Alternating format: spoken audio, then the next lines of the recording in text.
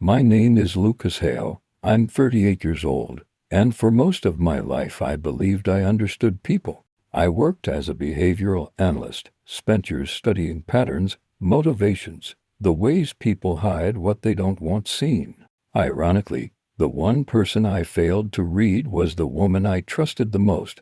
I lived a quiet, structured life in Seattle, predictable, disciplined, almost boring. I woke up at 6 every morning, cooked breakfast, drove to my office overlooking the bay, and returned home to a house that always felt too big for one man. When I married Elena, I thought that emptiness had ended. She brought warmth into my days, noise into my silence, and color into a life that had started to feel gruiscle.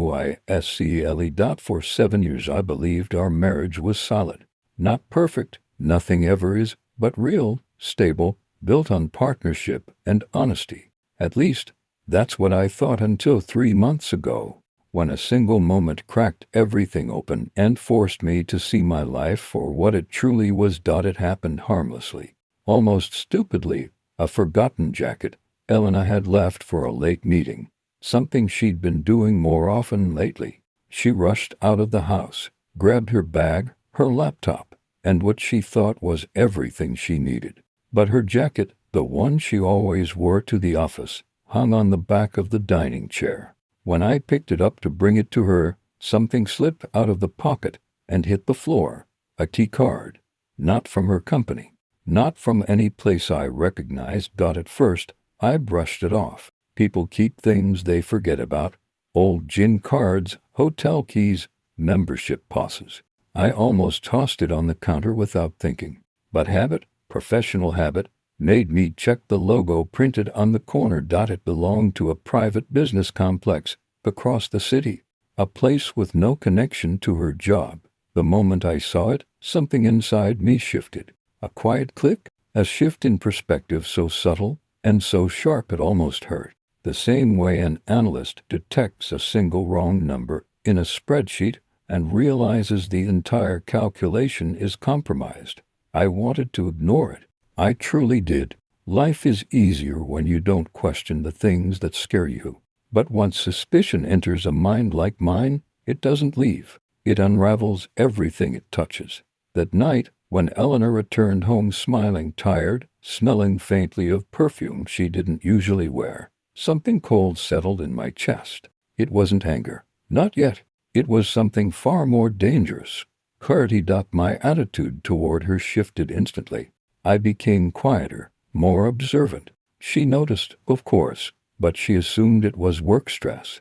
She kissed me, told me she loved me, and went to shower.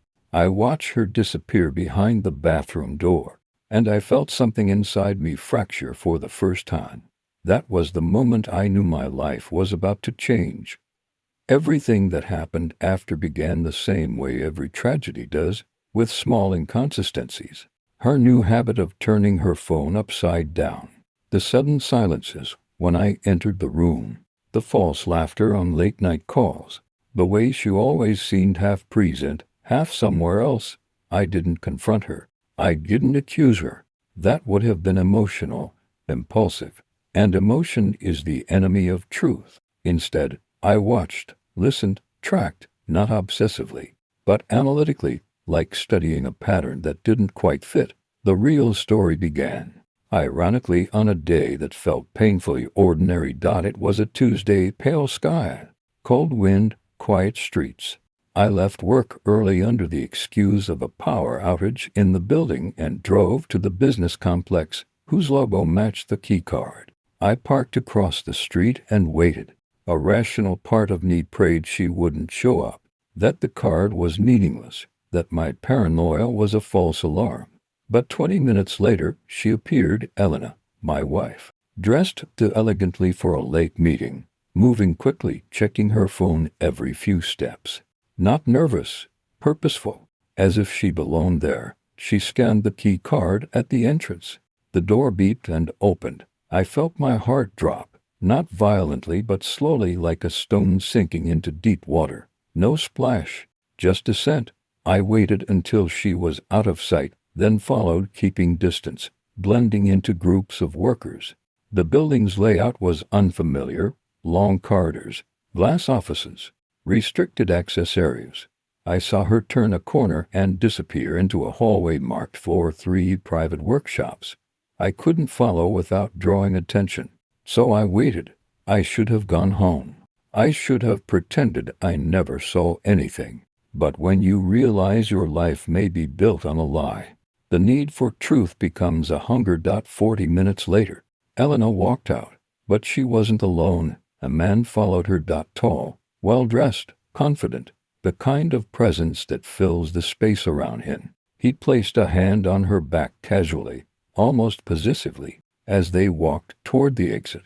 I didn't see his face clearly, but I saw enough to know there was more to their connection than professionalism, enough to understand that whatever Elena was hiding, it was bigger than infidelity, and enough to feel my entire world tilt on its axis. I told myself to walk away, to return to my car, to breathe, to think logically, but my legs moved on autopilot, following them outside. They split at the parking lot. She walked to her car, he walked to his. She didn't look back. She didn't hesitate. She drove away as if nothing happened, as if the last hour hadn't rewritten everything I believed about my marriage. But the man remained for a moment, speaking quietly on his phone. And that's when I finally saw his face clearly, a reflection in his car window as he opened the door. I recognized him. I had seen him once before, months ago, at a charity event Elena's company hosted. He had been the keynote speaker, charismatic, influential, praised by everyone around him. But there was something else too, something I had dismissed at the time. The way he looked at Elena during the event, a fraction too long, a fraction too familiar. That memory, now sharpened by everything I witnessed, made my pulse spike. Because if he was involved, this wasn't just an affair. It was something deeper, darker, more deliberate. Driving home that night, the world outside my windshield felt strangely muted, as if everything had been dipped underwater. The traffic lights blurred into indistinct colors, and the hum of the engine sounded distant. I didn't cry. I didn't rage. I didn't break. Instead, I began to think, to analyze, to plan. Because one thing was clear: Elena wasn't just betraying me emotionally. She was involved in something she didn't want me to know about. Something she was willing to lie, sneak, and risk everything for. And if she could hide that so easily, what else had she hidden?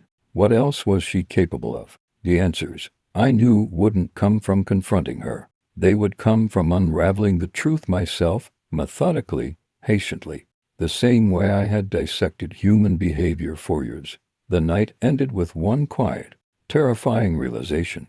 I wasn't living with the woman I thought I married. I was living with a stranger, and I had no idea what she was truly entangled in. The morning after everything changed, I woke before my alarm, something that never happened to me before. Usually I slept like a stone, steady and uninterrupted.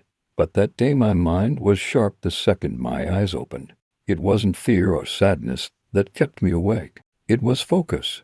Cold, calculated focus. I lay there for a few minutes, staring at the ceiling, listening to the soft ticking of the old clock on my dresser. My name is Liam Carter. I'm 36 years old, and until recently I thought my life was almost boring in its predictability. I worked as a systems auditor for a logistics company, lived in a clean but quiet apartment overlooking a small park, made breakfast at the same time every day, and believed, with a kind of naive comfort, that the woman I loved was honest with me. Her name is Claire Turner, and before everything fell apart, I thought she was the one bright thing in my neatly structured existence.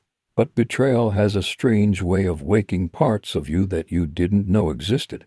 The night before, at the end of part 1, I discovered something disturbing. Not just texts, not just a secret meeting at a hotel, but a pattern in Claire's messages that hinted at something far more complex than an affair.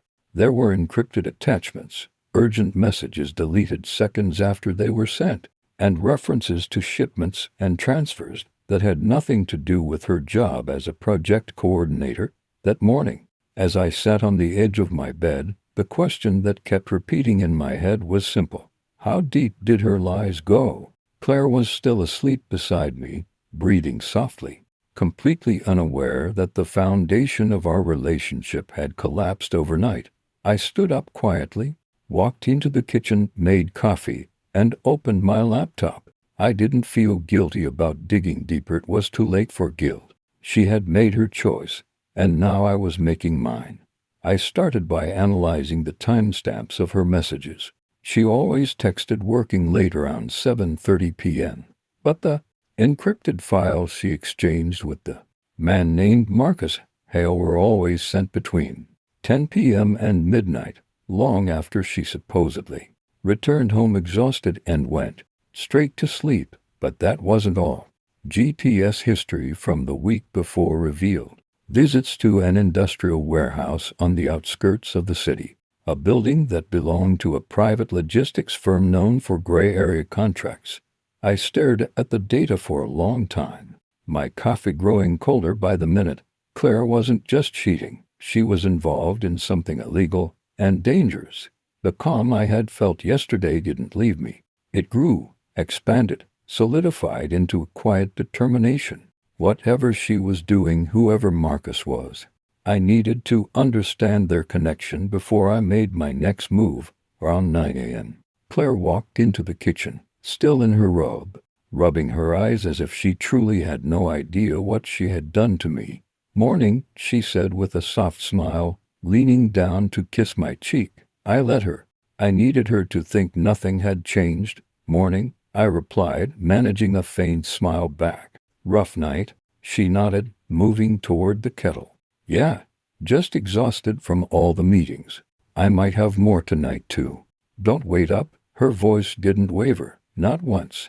She was that comfortable lying to me. I wondered how long she'd been doing it. She left for work soon after, and as soon as the door shut, I got to work as well. The first thing I did was call in sick. Then I dressed, grabbed my bag, and drove to the industrial warehouse she had visited last week. The place was huge, tall steel walls, narrow tinted windows, and only one entrance visible from the road. A guard sat inside a booth, scrolling through his phone. He barely looked up as trucks came and went. I parked at a distance and watched, observed patterns, regular arrivals every 30 minutes. Employees scanning ID cards at the door, cameras angled toward the ground, as if deliberately avoiding too much coverage. Something illegal was happening here, or at least something carefully hidden. Around noon, I finally made my move. I waited until a group of workers exited for their lunch break, then walked toward the entrance, as though I belonged there, holding a clipboard I had taken from my trunk, filled with meaningless papers. Confidence opens more doors than actual authority. The guard glanced up briefly. "You're new?" he asked. "Temporary auditor." I answered it immediately, keeping my voice even. "Inventory check. Shouldn't take long." He shrugged, bored. "Go ahead." And just like that, I was inside. The warehouse smelled like oil and metal. I walked past stacked crates, each marked with coded labels, not standard ones, either. These were custom symbols, meant to hide contents from anyone who didn't know the system. I scanned the area, careful not to draw attention. Workers moved quickly, avoiding eye contact. Then I saw something that stopped me cold. On a clipboard hung on the wall near the loading bay was a schedule of incoming shipments. One of the signatures at the bottom was Claire Turner. My pulse spiked, but my mind stayed calm. So she wasn't just visiting the place. She was directly involved. As I moved deeper into the warehouse, another detail caught my eye, a small office with blinds half closed. Through the gap, I recognized someone immediately. Marcus Hale. I had only seen his name on messages until now, but seeing him in person confirmed everything I'd suspected. He carried himself like a man who wasn't afraid of breaking rules. He was tall, sharp-featured, constantly checking his phone as if expecting trouble at any moment. And then Claire walked into the office. My heart didn't break this time. It hardened. She wasn't afraid. She wasn't conflicted. She wasn't being manipulated. She was comfortable, confident, smiling. Marcus handed her a folder, and she laughed at something he said, lightly touching his arm. Not affectionately, no. It was something else, something that looked like partnership, shared secrets, mutual benefit. I stepped back quietly, leaving before anyone could see me. By the time I returned to my car, the first phase of my plan had already formed in my mind. This wasn't just about betrayal anymore. Claire and Marcus were part of a network moving something illegal through that warehouse, and they were careful enough to hide it behind encrypted messages and late-night meetings. If I exposed them to the wrong people, I'd be dragged into the mess with them. But if I exposed them to the right people, I could destroy their entire operation. Not with violence, not with threats, with information, the one thing they thought I couldn't get. That night, when Claire returned home and told me again she was exhausted from work, I simply nodded. Inside, a single thought echoed louder than ever. You started this, Claire, but I will finish it. I didn't sleep the night after discovering the emails. Not because of fear or heartbreak. Those emotions had already passed through me like storms I'd learned to walk through. What kept me awake was calculation, possibilities, the knowledge that I was officially standing at a crossroads where every decision I made would shape the outcome of a story that had spiraled far beyond simple betrayal. My name is still the same, Adrian Cole, 38 years old. A man who once believed in predictable days and honest love. But by the third day of uncovering the truth behind Olivia's double life, I no longer recognized the man I had been before, and I sure as hell didn't plan to return to him. By the time the sun rose, I had already made my choice. I wouldn't confront Olivia or Marcus yet. I wouldn't expose what I knew. Instead, I would let them continue believing their secret world was intact. People who think they're in control tend to make mistakes, especially when they're building their lives on a foundation of lies. But before I made my next move, I needed certainty, not just about their affair, but about the hidden operation neither of them expected me to find.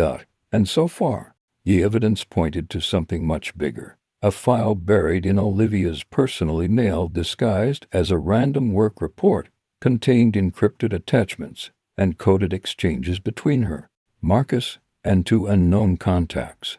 Another series of messages implied that Olivia was handling sensitive transfers for a private firm that didn't exist on any official registry. The whole thing felt like a side business built entirely on secrecy, not legality. And the strangest part, my name appeared twice, indirectly, not accusations, not direct mentions, but referenced as a possible complication, meaning I wasn't just a husband left in the dark. I was considered a variable, something to monitor, something that could interfere if not handled correctly. This wasn't about love anymore. This was about manipulation and possibly danger. By noon, I had gone through every encrypted file she thought I couldn't understand. By evening, I had reconstructed enough fragments to confirm that Marcus wasn't simply her lover. He was her partner in something lucrative, something covert, something they had zero intention of letting me discover. And suddenly, Olivia's recent behavior made sense. The late nights, the anxious checking of her phone, the way she asked seemingly harmless questions about my schedule, my work commitments, whether I'd ever considered taking a short trip to visit my brother. They weren't trying to hide the affair. They were preparing my absence, not death. No, they weren't that kind of people. But disappearance in another form. A staged breakup, a manipulation of evidence, something that could legally or financially remove me from the picture. My instincts had saved me before. They screamed now louder than ever. I needed to stay quiet, stay small. Let them think I was unaware. So the next morning, when Olivia poured herself coffee and pretended nothing was wrong, I played along. I even kissed her cheek before leaving for work, knowing damn well she would text Marcus. 5 minutes after the door closed, I sat in my parked car, 3 blocks away and watched the message arrive on her phone through the remote access I had installed the night before. He didn't suspect anything. Meeting at 2. And Marcus replied almost immediately. Perfect. Today we finalized the transition. Transition. Whatever that meant, it involved me. I was sure of it. But instead of fear, a strange calm settled over me, the same cold clarity that had guided me through the worst moments of this unraveling marriage. If they had a plan, then I needed a better one. If they were preparing for a transition, then I would prepare for a collapse. Theirs, not mine. So I began my counter-plan. First step, gather hard proof of their side operation. Second step, create a digital trail that connected Marcus directly to the hidden transactions, not Olivia. She might have betrayed me, but I wasn't going to let her end up in prison while the man who manipulated her walked away free. Third step, ensure that whatever they were preparing for me would turn against them before they realized I had ever lifted a finger. I spent hours sifting through financial logs, metadata, message timestamps, VPN routes. By the afternoon, I had enough evidence to ruin Marcus's life from 3 different angles, but something unexpected happened at 2:17 p.m. A phone call. Olivia rarely called me during work hours, and when she did, it was for practical reasons, grocery lists, dinner plans, routine things. But this time her voice was shaky, almost brittle. Adrian. Hey, are you busy? I could hear her trying to sound casual, but her breathing betrayed her. No, I answered plainly. What's wrong? A pause, long enough to reveal she was scared of something. Have you seen my tablet? I can't find it anywhere. I froze. Her tablet was the device she used for her encrypted communications. Losing it wasn't just inconvenient, it was dangerous. It meant someone had taken it, someone who wasn't me. I checked my records. The tablet hadn't connected to the home Wi-Fi since early morning, meaning someone had accessed it physically, meaning someone else was watching her. Maybe you left it at the office, I suggested with the calmest voice I could muster. No, she whispered. I didn't bring it today. Then she lowered her voice further, barely audible. Adrian, I think someone was in the house. That was when I realized the situation was spinning far beyond anything I had anticipated. Marcus and Olivia might have been deceiving me, but someone else was deceiving them. Someone who had slipped into our home without triggering alarms. Someone who took only the device containing their secrets and left everything else untouched. This wasn't a burglary. This was a message. Come home, I said carefully. We'll deal with this together. But she didn't answer, just a faint exhale. And then the line went dead, for the first time in days. An emotion pierced through my controlled exterior. Fear, not for myself, but for the fact that I was no longer the only one playing this game. Someone else had entered the story. Someone who knew more than I did. Someone who might already be 2 steps ahead of all of us. And whatever they wanted, it wasn't Olivia. It wasn't Marcus. It was me. My name is Nathan Cole. I'm 38 years old, and ever since discovering what my wife had been hiding behind late-night meetings and carefully crafted smiles, my view of her was no longer a mixture of love and trust. It had become something colder, sharper, and far more dangerous. I wasn't angry anymore. Anger is loud and impulsive. What I felt was controlled, focused, the kind of clarity that arrives only after someone you trusted destroys the world you built for them. But even with everything I'd discovered, even after watching her slip into that hotel with another man, I knew the story wasn't finished. People like her don't fall into lies accidentally. They grow them, nurture them, protect them. And I needed to understand how deep her roots went before I made my next move.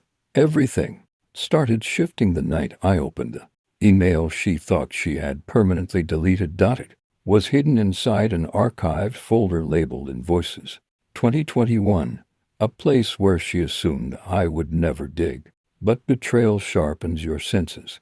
It turns you into someone who notices everything. and I noticed that the archive was too large for plain documents. I extracted it, and there it was, a contract. Not a romantic message, not a confession of an affair, a contract between my wife, Alina, and the man she'd been meeting, Marcus Hale. It wasn't about love. It wasn't even about cheating in the normal sense. It was business, and I was involved without knowing it. My company's data analysis tools, the ones I designed, the ones I trusted her to use for her research projects, were being quietly funneled into a private firm that Marcus managed off the books. Alina had handled access. She had handled the data. She had handled the secrecy. Everything they were doing together was illegal, and my name was all over the system logs. That night, something inside me changed forever. I wasn't just a betrayed husband. I was now a liability they had been using. And liabilities get erased when they become inconvenient. The next morning, I acted naturally. I made coffee. I smiled at her half-awake face. I kissed her forehead, pretending I didn't know she had spent the previous afternoon in a hotel room, pretending her real life didn't exist. She didn't notice a thing. She never imagined I could be quiet and observant. She always thought of me as predictable. Predictability was my camouflage. At work, I started digging deeper into the back-end logs. Every step I took revealed new patterns. Alina had been transferring encrypted data sets to an offshore server under Marcus's supervision. The timestamps matched almost perfectly with the night she claimed she was too exhausted to talk, or when she fell asleep holding her phone close as if afraid I might touch it. As I pieced everything together, a disturbing realization formed. This wasn't something recent. It had started months before the cheating started, maybe even before she and Marcus became involved. Personally, the affair wasn't the beginning, it was a side effect. They had built something together long before they decided to betray me emotionally. And the more evidence I collected, the more I understood that exposing them wouldn't just ruin their relationship, it would destroy their careers, reputations, and possibly their freedom. The power I held over them grew heavier by the day, but I couldn't act yet, not without understanding their endgame. So I watched. And as I watched, I realized she was preparing for something big. One evening, while she was in the shower, her phone lit up again. This time, I didn't unlock it. I simply read the preview message. Marcus. Thursday, 7 p.m. No mistakes this time. Thursday, 7 p.m. That was 2 days away. Something in my chest tightened. For weeks I had quietly gathered evidence. For weeks I had pretended everything was still normal. For weeks I had slowly built the trap they didn't even know they were stepping into. But Thursday felt different, urgent, final. So when Thursday came, I followed her again, this time not to a hotel, but to an office building downtown, one that Marcus definitely didn't work at officially. She walked in with a confident stride, not the nervous energy of a woman sneaking away for an affair. She carried a slim briefcase, and her expression was sharp, serious. This was business. I parked across the street, my heart steady, my breathing slow. I wasn't afraid anymore. Not of her. Not of Marcus. Not of what they were planning. I was preparing to take back control. 20-5 minutes after Alina entered the building, Marcus showed up. I watched him step out of a black car, look around, and slip inside like someone with far too much practice hiding things. They stayed inside for nearly an hour. When they finally emerged, they didn't touch. They didn't look romantic. They looked tense, like people who had just reached a critical moment in a dangerous plan. I took pictures. I recorded timestamps. Every detail mattered. But then something unexpected happened. As Marcus walked her to her car, Alina suddenly stopped. She looked around, slowly. Her gaze swept across the street, pausing near the parked cars, near mine. My body froze. She wasn't supposed to see me. But she didn't approach. She didn't shout. She simply stared at the street with a strange expression, part caution, part suspicion, part guilt. As if she felt someone watching. I slouched lower, my pulse rising. But not from fear, from the realization that the balance of power was shifting again. She was becoming alert, aware. And awareness is dangerous for both hunters and prey. The next morning, she didn't behave normally. No sleepy kiss. No soft greeting. She watched me closely, like she was searching for something in my face. Guilt, knowledge. A hint that I knew more than she thought. She asked, "Are you okay? You seem off lately." I smiled. "Just tired." A lie. She smiled back. A lie of her own. For the first time since discovering her betrayal, I realized she might be preparing to confront me, not emotionally, but strategically. Because if she suspected I knew even a fraction of what she'd done, she would panic. And panicked people make dangerous decisions. Over the next few days, she changed her routine. She hid her phone better. She left the house earlier. She returned home quieter, more calculating. She had sensed something. She just didn't know how much I knew, not yet. But everything came crashing together the night I found a second contract. This one wasn't hidden in archive. It was printed. Signed. And it had my name on it, a letter of resignation, filed electronically from my email. Dated for the end of the month. I felt the world tilt under me. She wasn't just betraying me. She was preparing to remove me from my job, from my stability, from everything she and Marcus had used me for. They were almost done with me. Almost ready to discard me. But they had made one fatal mistake. I was already ahead of them. And part 4 ends here, on the edge of the moment where everything they built is about to fall apart. I didn't sleep the night before everything unfolded. I lay awake in the dark, listening to the slow hum of the refrigerator downstairs, the occasional passing car, the shifting of tree branches brushing against the siding of the house. It felt like the hours stretched longer than they should, as if time itself resisted the moment I was walking toward. Maybe some part of me wanted to delay it, the confrontation, the truth, the fallout, but the rest of me knew there was no turning back. My name was already tangled in their lives. My silence had been mistaken for weakness, and patience, however sharp and controlled, had an expiration date. Morning came without ceremony. Gray light seeped through the blinds like watered-down ash. I showered, shaved, and dressed in a way that felt almost ceremonial, not because I wanted to look good, but because I needed to feel steady, whole, grounded. This wasn't revenge anymore. Not really.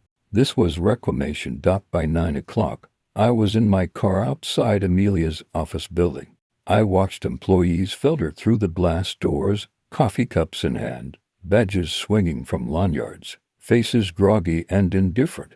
Normal people living normal mornings. None of them had any idea how deeply corruption threaded through the upper floors of the building they worked in. None of them knew about the documents I had found, or the money transfers tying Amelia and Ethan to something far beyond an affair. And none of them knew that today their department was going to implode. I stepped out of the car at 9:30, a folder tucked under my arm. Inside it was everything: printed emails, financial statements, meeting logs, recordings of calls, time-stamped photos from the hotel, and finally, the document that changed everything, the data breach plan they'd helped construct, one that would sabotage their own company's project for a competitor willing to pay heavily for the inside information. I hadn't expected that twist. Betrayal of me was one thing. Betrayal of an entire organization, that was a new level of rot. When I entered the lobby, the receptionist greeted me with a polite smile. She recognized me from company events, back when Amelia had a reason to introduce me as her partner. "Good morning, Daniel," she said warmly. "Are you here to see Amelia?" "Not today," I replied, returning the faintest smile. "I'm meeting with compliance." The way her eyebrows lifted told me she knew what that meant. People always know. Not explicitly, but instinctively. Compliance is never a department you visit for good news. The elevator ride to the 14th floor felt suffocatingly slow. My reflection in the stainless steel doors looked older than I remembered, my eyes carrying the weight of months spent unraveling lies I didn't want to believe. But under that exhaustion was something new, resolve. Not rage, not spite, just clarity. When the elevator opened, I walked into the quiet, glass-walled office of the chief compliance officer, a man named Caldwell. He was already expecting me. I'd emailed him the digital copy of everything at dawn. His face when I entered said enough. He had read it all and he understood. "Daniel," he said, rising from his chair, "we have a lot to discuss." The meeting lasted 2 hours. We went through every document, every message, every instance of misconduct. Caldwell asked precise questions, and I answered all of them calmly, thoroughly. There was no tremor in my voice, no hesitation. I had been preparing for this moment since the night I followed Amelia to that hotel dock. By noon, the wheels were already in motion. Security was notified. HR was instructed to pull Amelia and Ethan into separate rooms. The internal audit team was assembling. The CEO had been informed. The company's legal department was preparing a formal complaint, and I walked out of the building knowing that the truth, the full truth, was no longer mine to carry alone. Outside, the sky had darkened. Thick clouds rolled over the city, heavy and swollen with impending rain. I made it back to my car just as the first drops hit the windshield. I sat there staring ahead, feeling a strange blend of victory and emptiness, because even when justice is right, it is rarely satisfying. Around 1:30, my phone buzzed. A message from an unknown number. "How could you do this to me, Amelia?" I didn't reply. I didn't owe her that. Another message followed. "Daniel, please. They're saying things that can destroy my career." My jaw clenched. Destroy your career? What about the way she had destroyed our relationship long before I ever lifted a finger? What about the nights she lied to my face while planning a sabotage scheme with a man she claimed was just a coworker? What about the months she let me believe I wasn't enough, when the truth was far uglier? But I still didn't reply. Silence was the only message left worth sending. At 3 o'clock, the call came, not from her, but from Caldwell. "It's done," he said. "Both have been terminated. Legal action is pending. You did the right thing, Daniel." I thanked him, even though the words didn't feel like they belonged to me. Then I drove home in the steady Portland rain, the city blurring through streaks on the windows, the world quiet except for the rhythmic sweep of the wipers. When I stepped inside my house, it felt unfamiliar. Objects Amelia had touched suddenly seemed like artifacts of a life I no longer recognized. The air carried an echo of her perfume, faint but unavoidable. I walked through each room slowly, methodically, like I was relearning the space I had once called home. In the bedroom, her side of the closet was already empty. She must have come during the hours I was at the office. Clothes gone, jewelry gone, photos missing, a life erased with surgical precision. On the nightstand lay a single folded note. I hesitated, then opened it. "You didn't even try to talk to me. You ruined everything. You'll regret this." Regret. Funny word. I placed the note in the drawer without reading it again, because there was nothing left to regret. Only the clean, cold silence of a house finally free of lies. As evening settled, I sat on the couch with the lamp dimmed low. The rain continued outside, tapping gently against the windows, and for the first time in months, I felt something close to peace, fragile, unfamiliar, but real. My life wasn't fixed. It wasn't healed, but it was mine again, and that was enough.